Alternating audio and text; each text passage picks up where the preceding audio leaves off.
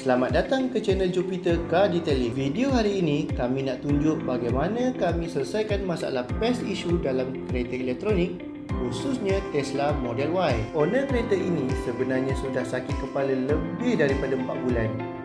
Dia sudah cuba cara DIY dan juga hantar ke beberapa kedai lain untuk buat rawatan. Tetapi masalah masih tak selesai. Kenapa tak berjaya? Sebab bila dalam kereta sudah ada sarang dan telur, satu-satunya cara yang betul adalah buat pembersihan secara menyeluruh. Semua bahagian perlu dibuka, telur dibersihkan sepenuhnya. Kemudian barulah gunakan produk pest control yang sesuai untuk hapuskan serangga. Step 1. Kami mulakan dengan proses sanitasi asas untuk kurangkan dan matikan serangga yang berada di permukaan terlebih dahulu. Step 2. Seterusnya, kami gunakan teknik profesional untuk buka komponen dalaman seperti kapet, dashboard dan bahagian tersembunyi.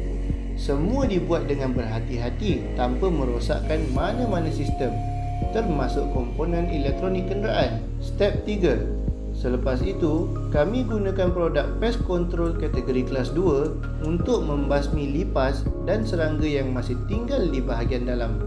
Final step, selepas proses pembersihan selesai, kami letakkan gel bait di kawasan tersembunyi seperti bawah kapet dan ruang dalaman supaya serangga yang mungkin masih ada akan dihapuskan secara berperingkat. Tujuan kami letak di bahagian tersembunyi adalah untuk elak sentuhan terus dengan pengguna. Jadi, lebih selamat dan tidak berbahaya. Baru kita pasang balik semua komponen. Seperti yang anda boleh lihat, proses ini memang bukan kerja mudah. Tetapi dengan prosedur yang betul dan peralatan yang tepat serta kemahiran yang tinggi, masalah seperti ini memang boleh diselesaikan. Kalau kereta anda ada masalah serangga, jangan risau. Kami boleh bantu selesaikan secara menyeluruh.